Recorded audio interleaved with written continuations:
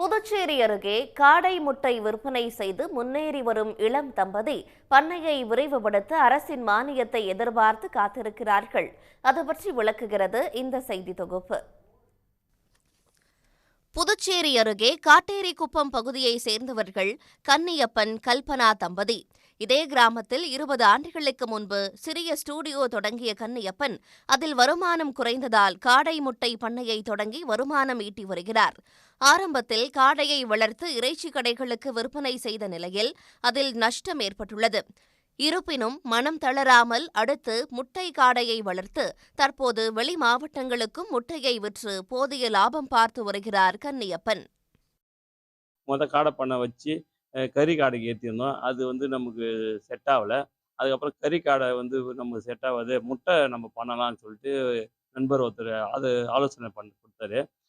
அந்த ஆலோசனைப்படி ஆண் காடையும் பெண் காடையும் சேர்த்து முட்டை போடுறதுக்கு நாங்கள் தயார் பண்ணி இப்போ என்கிட்ட 2000 காடை இருக்குது. 1200 பெண் காடையும் 800 ஆண் காடையும் இருக்குது. இது ரெண்டும் ஒன்று சேர்ந்து முட்டை எடுத்தனால அது குஞ்சு பொரிக்கிற தன்மை இருக்குது. அந்த முட்டை கடலூர், தூத்துக்குடி, திருநெல்வேலி, பண்ருட்டி, சென்னை எல்லாமே நம்மகிட்ட வாங்கிட்டு போயிடுவாங்க. நாங்கள் கொரியர் மூலியமாகவும் அவங்களுக்கு கொடுப்போம். ஸ்டூடியோவை மட்டும் நம்பி இருந்தபோது வருமானமின்றி குடும்பத்தில் அடிக்கடி பிரச்சனை ஏற்பட்டு வந்ததாகவும், ஆனால் தற்போது காடை பண்ணையால் அந்த நிலை மாறி போதிய வருமானம் கிடைப்பதாகவும் கூறுகிறார் கன்னியப்பனின் மனைவி கல்பனா. ஏதாச்சும் நம்ம பிஸ்னஸ் பண்ணலாமான்னு கேட்டால் அதுக்கு எங்கள் வீட்டுக்காரர் என்ன சொன்னார், சரி நம்ம காடை பண்ண வைக்கலாம்னு சொன்னாங்க. ஆரம்பத்தில் நாங்கள் கறி காடை தான் வச்சுருந்தோம். அது எங்களுக்கு செட் ஆகலை. அதுக்கப்புறம் முட்டை போடுற காடை வச்சோம். இப்போ ஒரு அளவுக்கு 2000 காடை வச்சுக்கிறோம். எங்களுக்கு 1500 முட்டை கிடைக்குது. அது எங்களுக்கு போதுமான அளவுக்கு வருமானம் இருக்குது. ஃபஸ்ட்டு இந்த ஸ்டூடியோ லைனில் இருக்கு பார்த்து நல்லா வருமானம் இருந்தது. அப்புறம் போக போக ரொம்ப டிலே ஆச்சு. எங்களுக்குள்ள மனஸ்தாபம், பசங்களுக்கு ஃபீஸ் கட்ட முடியாத ரொம்ப நாங்கள் கஷ்டப்பட்டோம்.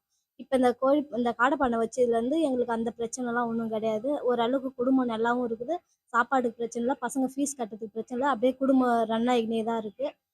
வங்கியில் கடனோ அல்லது அரசு மானியமோ அளித்தால் பண்ணையை விரிவுபடுத்தி கூடுதல் வருமானம் ஈட்டுவதோடு பலருக்கு வேலைவாய்ப்பையும் ஏற்படுத்தி தர முடியும் என்று கன்னியப்பன், கல்பனா தம்பதியினர் நம்பிக்கையோடு கூறுகிறார்கள்.